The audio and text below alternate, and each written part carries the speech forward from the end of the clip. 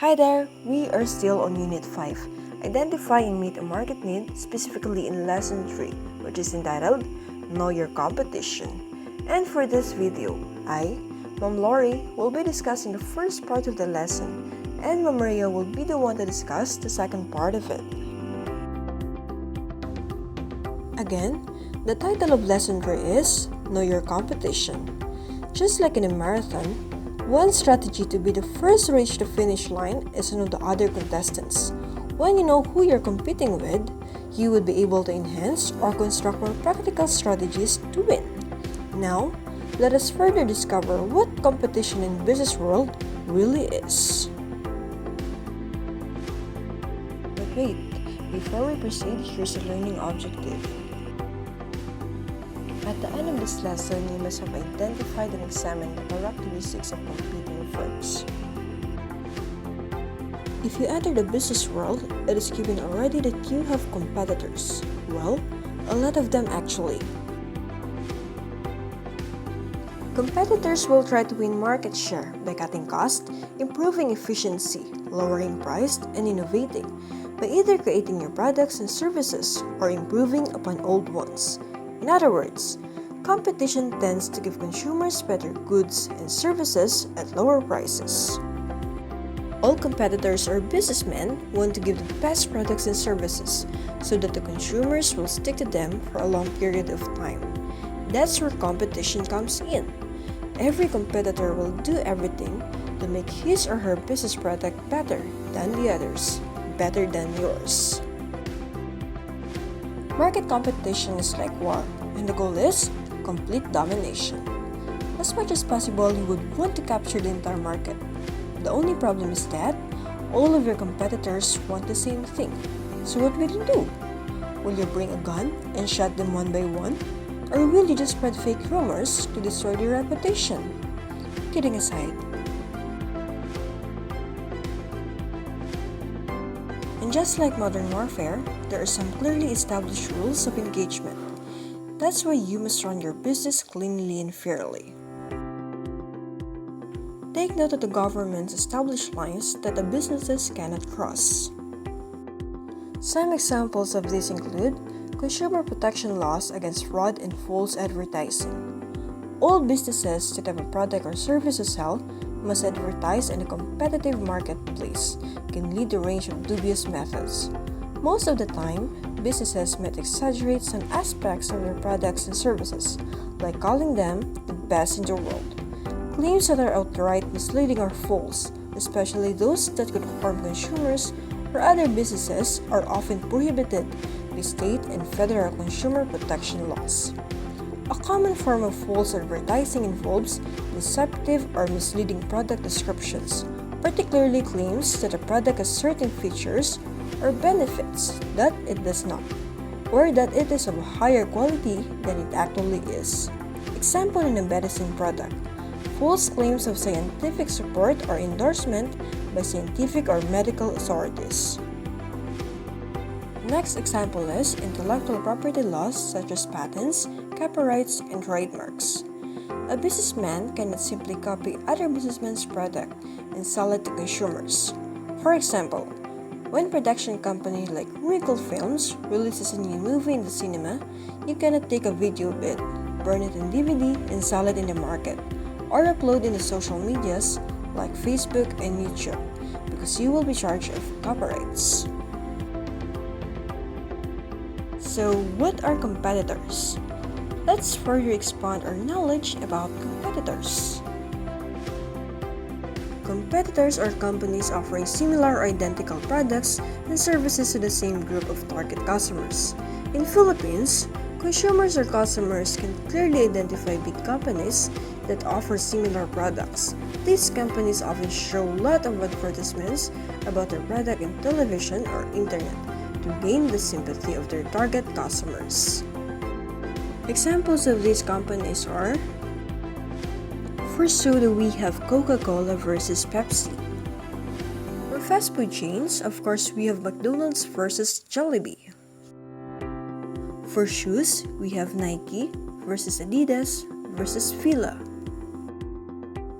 And for pastry-like donuts, we have JCO Donuts versus Krispy Kreme Donuts. Competition is part and an active player in the ever-challenging business world. It is a must that you should have knowledge about it, as it will aid you in your attempt to define your target market. Based on Info Entrepreneur's website, knowing who your competitors are and what they are offering can help you to make your products, services, and marketing stand out. It will enable you to set your prices competitively and help you to respond to rival marketing campaigns with your own initiatives. You can use this knowledge to create marketing strategies that take advantage of your competitors' weaknesses and improve your own business performance. You can also assess any threats posed by both new entrants to your market and current competitors. This knowledge will help you to be realistic about how successful you can be. There are two types of competition, and the first one is direct competition. It is a business that makes most of its money selling the same or similar products or services to the same market as other businesses. When you have a business like massage therapy and your friend is also a massage therapy business in the same town that you are in, and both your businesses are in the same level of development, almost the same income, same target consumers, and therefore he or she is your direct competition. Meaning, your business is directly affected on the marketing sales, strategies, and performance of your direct competition. Other examples of direct competition are Apple's iPhone versus Samsung's Galaxy, Pizza Hut versus Greenwich Pizza, Globe Telecom versus Smart Communications. The second type of competition is indirect competition.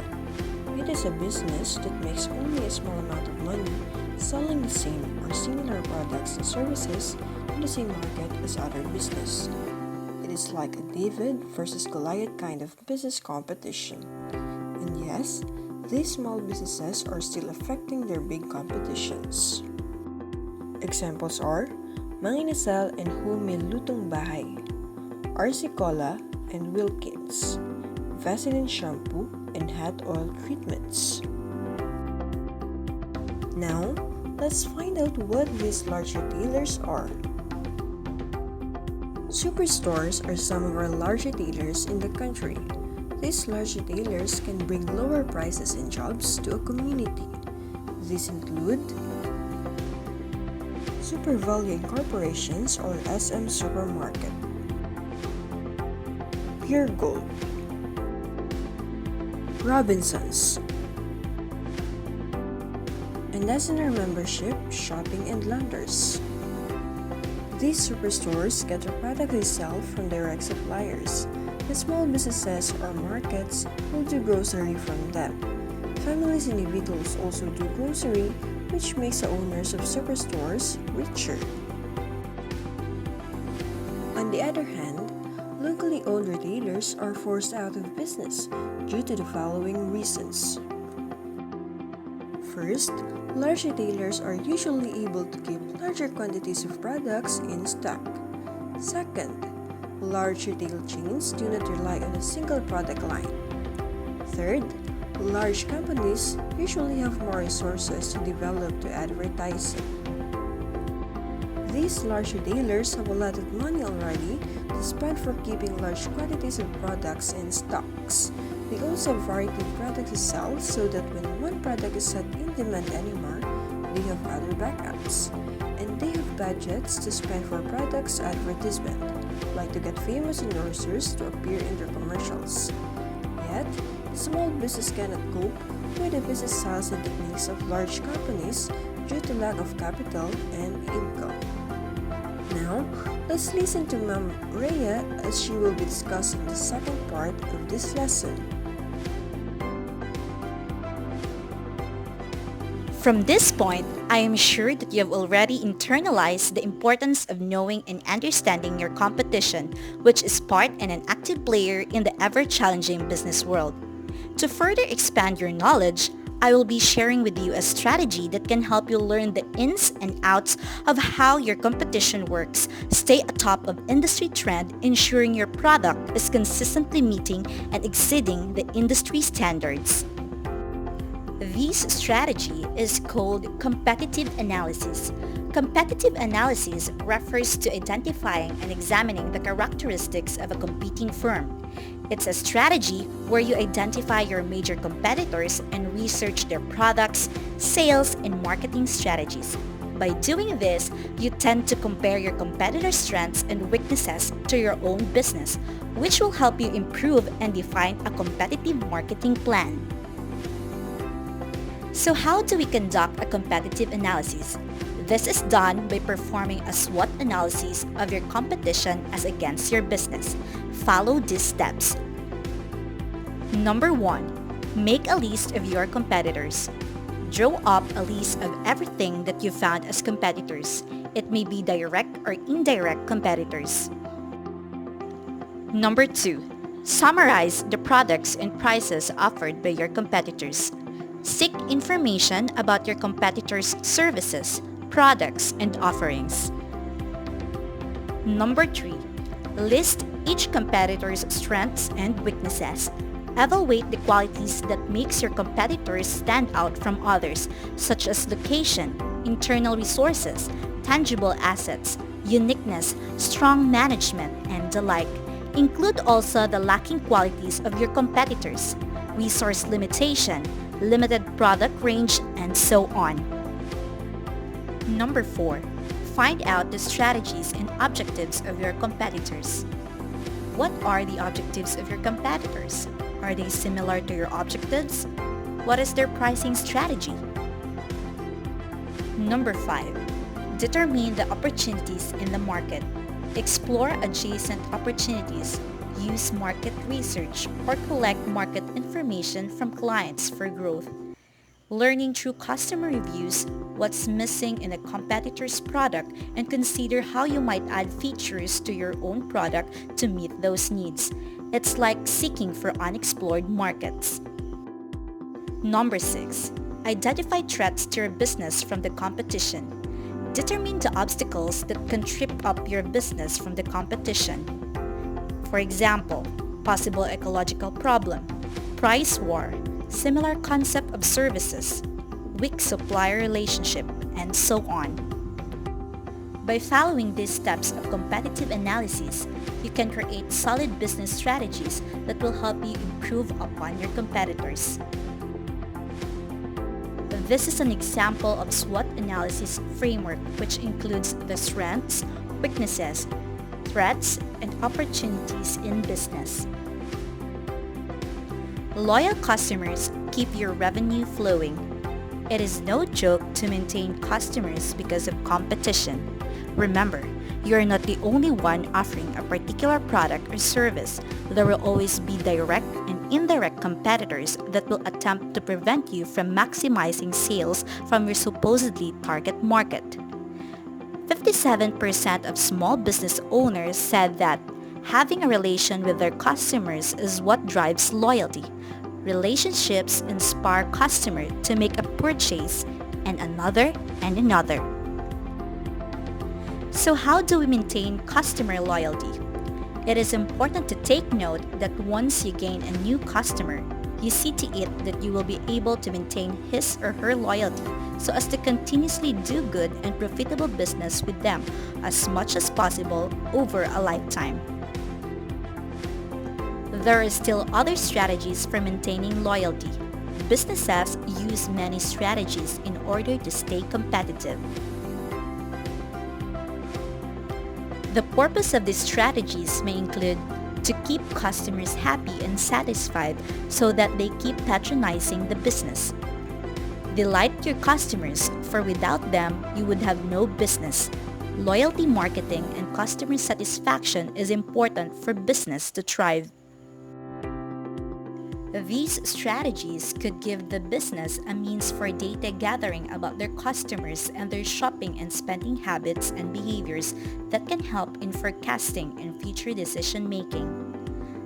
Aside from providing strategies to maintain loyalty, It generates also information which can help you plan, predict, and decide regarding your business.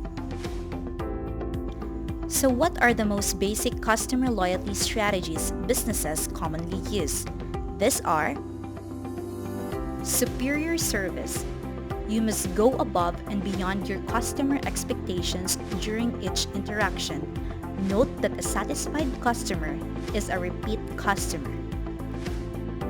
More convenient hours than other businesses. Making a business more convenient and accessible than others is one way to ignite customer loyalty. Take for example the case of 7-Eleven and other convenience stores. Easy return policies. Create a simplified, clear, and concise return policies that builds trust with customers. Store-specific credit cards. Increasing customer loyalty with store-branded credit cards, like for example, SM Advantage Card. Personal notes or cards for birthdays or as a way to say thanks for the business.